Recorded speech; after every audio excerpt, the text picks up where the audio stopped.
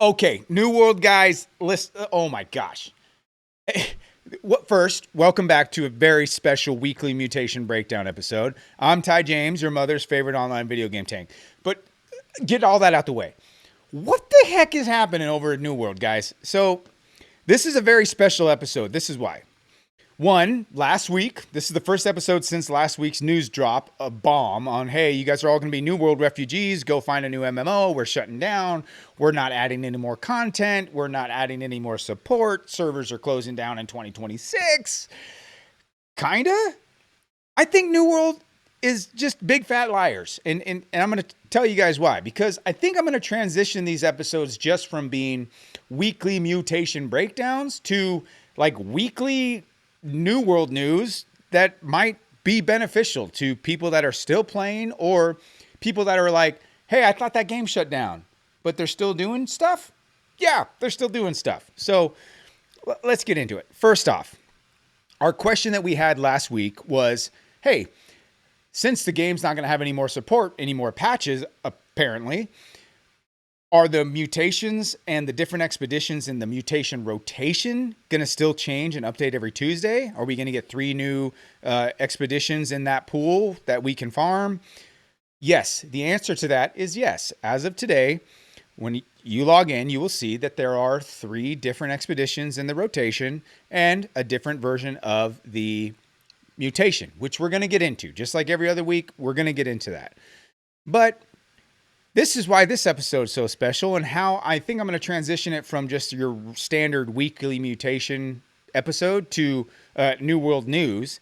Because for a studio that said they weren't going to add any more content and they weren't going to patch things and they weren't going to have any more support, yesterday they put in a patch. Yes, they added a patch to the game.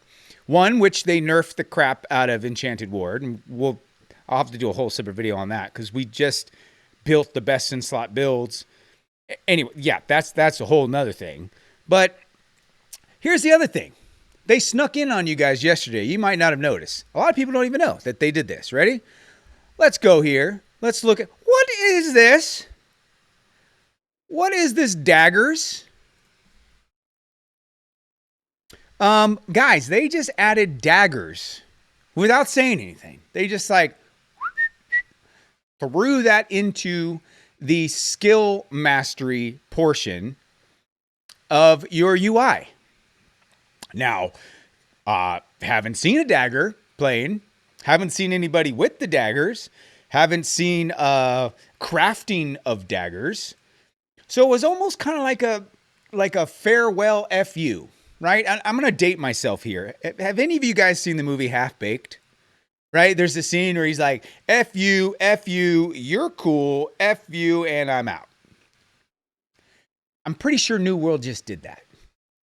They're like, hey, we're not going to add any more content, but remember how we told you we were thinking about daggers? We just snuck this in. This is what coulda, shoulda, woulda been. This is what you guys could have had if we didn't walk away and get shut down by Bezos. So we're actually not going to have daggers in there for you to play with, but we just want you to see what you could have done if you had daggers. I feel like, remember that, I think it was, I don't remember who did the meme, but remember like the meme where the guy's like, what? Like this, what is happening? They're big fat liars. Oh, we're not going to add any patches. We're not going to add any more support. I mean, except a week after we say that, we add in a patch and a teaser of an upcoming weapon. Like what? Okay.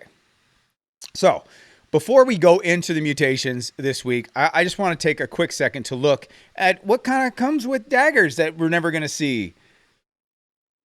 I guess. I don't know. I don't. That's why I think I'm going to switch these episodes to just weekly New World news, not just the mutation breakdown. It's still going to be every Tuesday like we've been doing.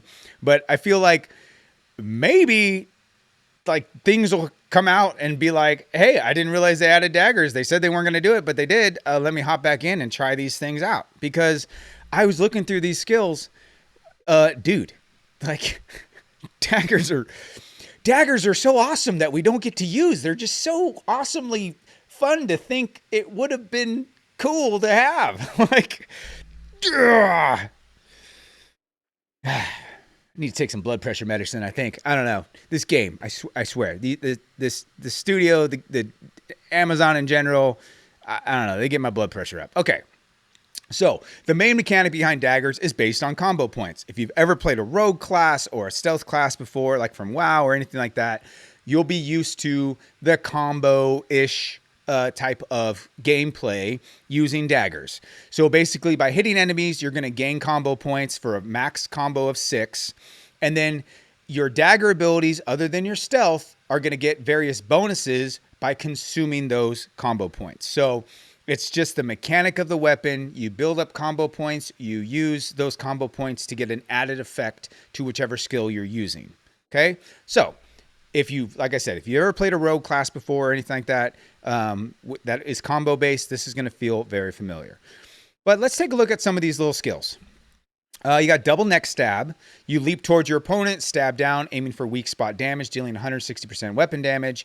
Activating this ability consumes all available combo points, and you do 5% more base damage per combo point consumed.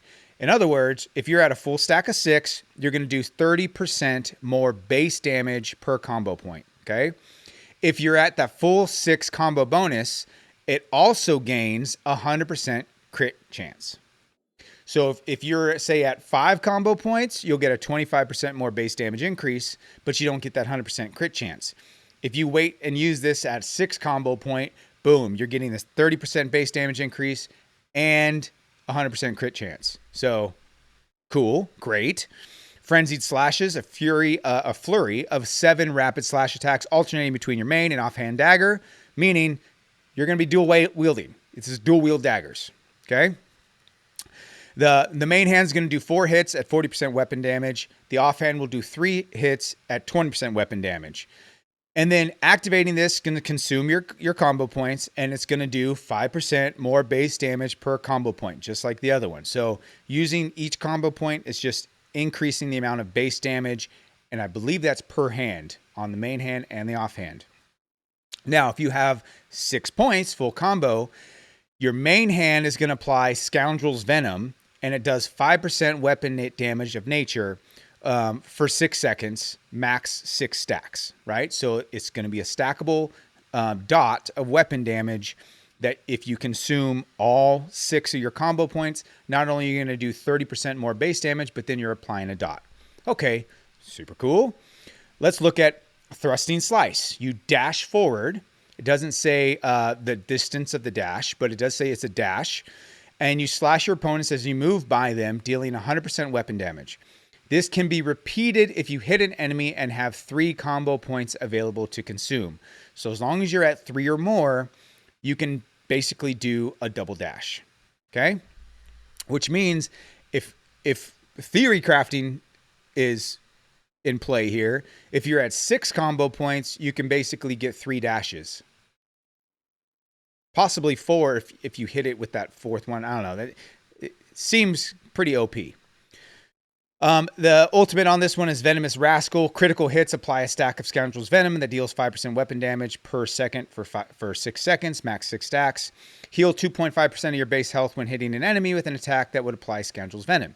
So you basically get a heal off of your Frenzied Slash at a full combo bonus, plus any crit, like if you use this guy right here, at a full combo at 100% crit chance, you're going to apply that same Venom. So if you're trying to do more of like a dot build, this seems like a crit / dot tree. Okay. Now let's talk about stealth. Yes, stealth. That could have been in the game. Maybe not.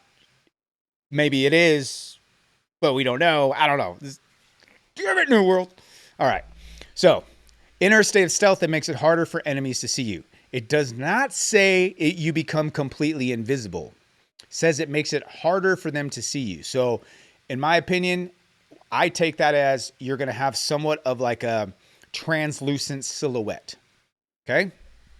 Now, outside of combat, the duration is 30 seconds.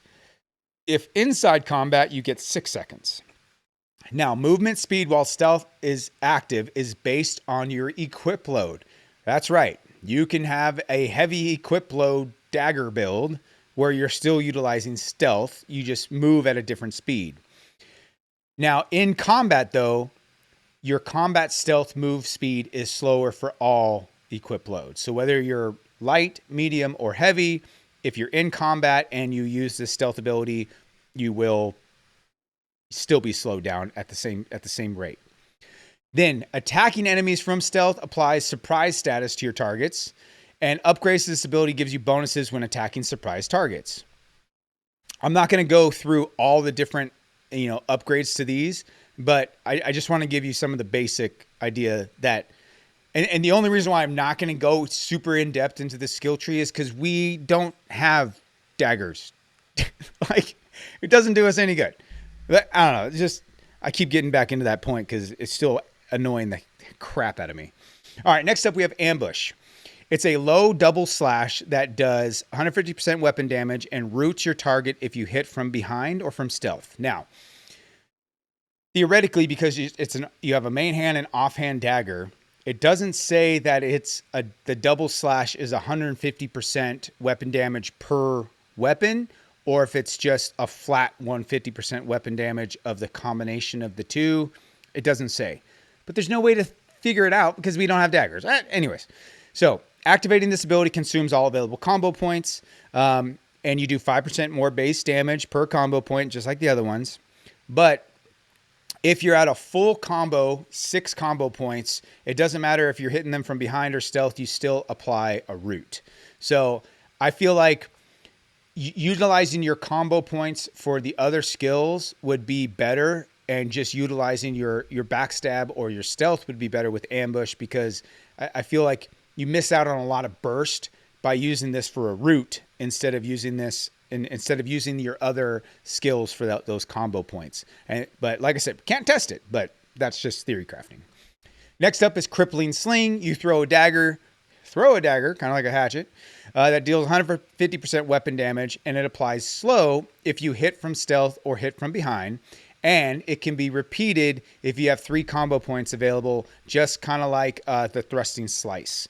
So you can, with 6 combo points, you can hit somebody, slow them twice in that same combo tree. So not so sure if you'd want to really use that at 6, because like I said, I feel like some of these have a better consumable of that 6 combos than the other one. So the ultimate on the stealth side is Extra Assassin Knee, 20% increased base damage to targets affected by Dagger's root or slow for 5 seconds after using an ability, and you gain 20% haste when you face an enemy.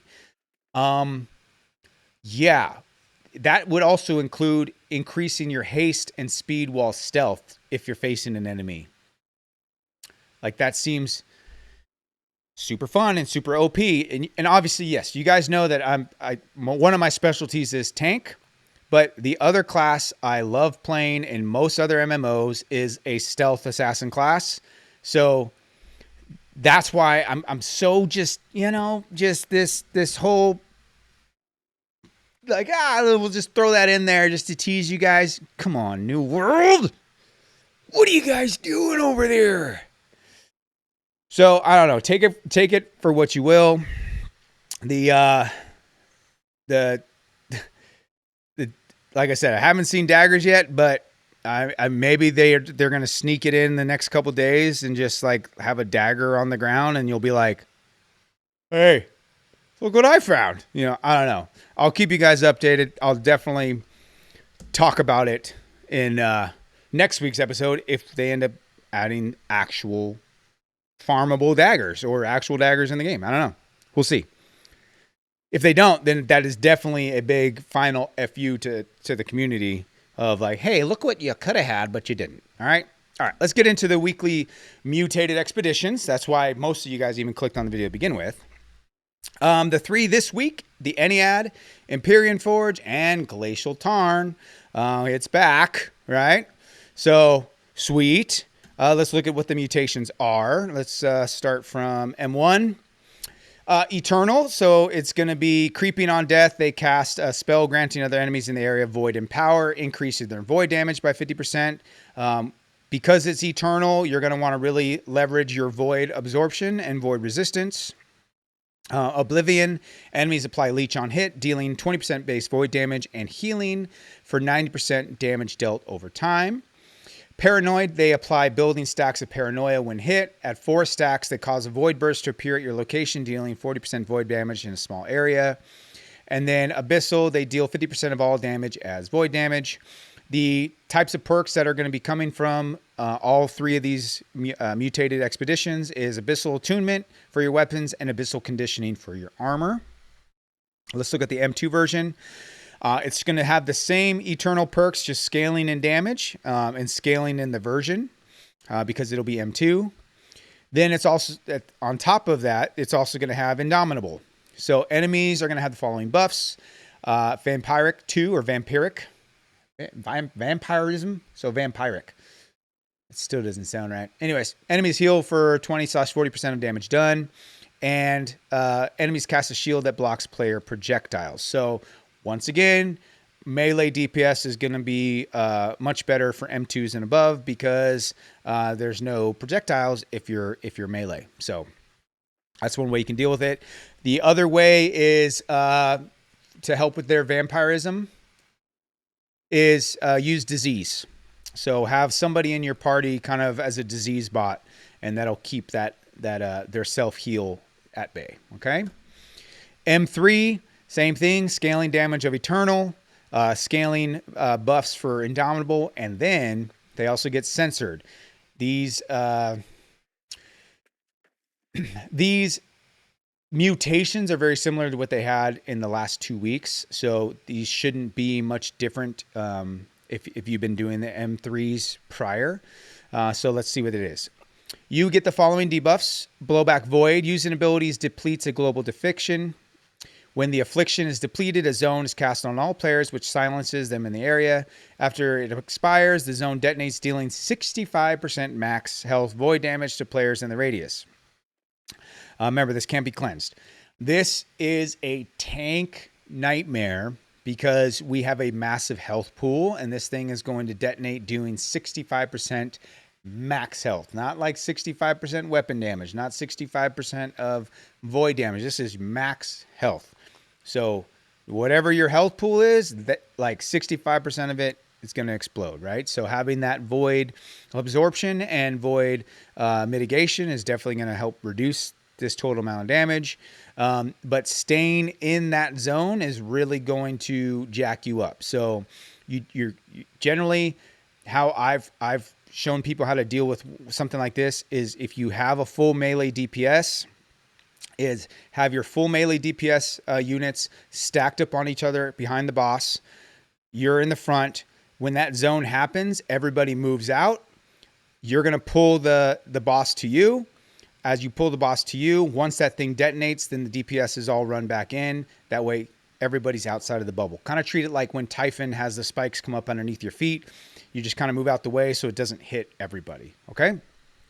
Next up, Truncated. While the silent zones are active, all players lose natural mana regen. Standing in the silent zone does give you 25 mana regen per 0.75 seconds. And it can't be cleansed. If you remember, I believe the last Truncated one, it gave you, there was a buff that happened. I think it was like a lifesteal. So even though you had less mana, you got lifesteal. This one doesn't have it. Okay. So if you're a mana user, you don't want to be in that zone. Okay. And you probably don't want to be silenced anyway. So be on the move, stay mobile, do some damage, get out the zone when it's going to smack you hard, and have fun. Okay, so that's what the mutated expeditions are. I honestly haven't even looked. I don't even know which character I'm on right now. I think I'm on my PvP DPS guy. Let's see if I can find a piece of armor. Okay, here we go. Okay, so this is the nerf that they did to Enchanted Ward. Base Enchanted Ward, 1.5% reduction. So Enchanted Ward 2 in a defense charm is 2%. So yeah. So they nerfed Enchanted Ward as a final farewell. Like they didn't nerf tanks enough season 10. Their final farewell patch was like, hey, you know how like Enchanted Ward's like really good? And you know, like We want people to keep playing until the servers are gone. Let's give you more of a reason not to play. So, I don't know, guys. I don't know what's going on over there. All I can tell you is this. Look, some of the community says, why am I going to keep playing a game that's going to shut down? Others people say, hey, we still have like almost, maybe a year, maybe not, to enjoy the game. There's not much else out there.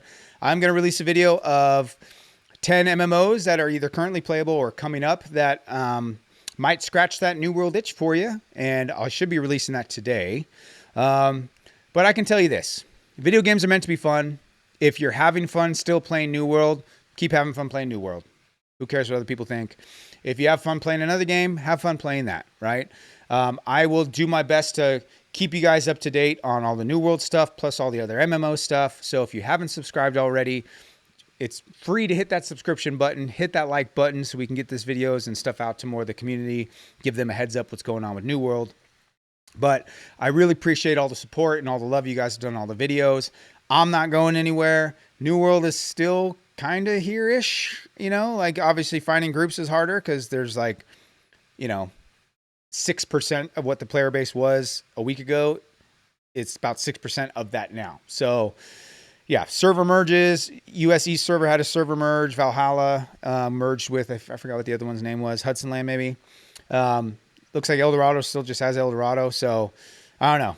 I'm on Eldorado. If you guys want to play, hit us up on Discord. There's still a big group of people on Discord that are playing New World, so you'll be able to find somebody to play with and maybe group up, get some of this content done together, and enjoy what's left of New World while it's still here. So thank you guys for watching. I will see you guys in the next video. Say hi to your mom for me, and yeah, have a great day. See you guys later.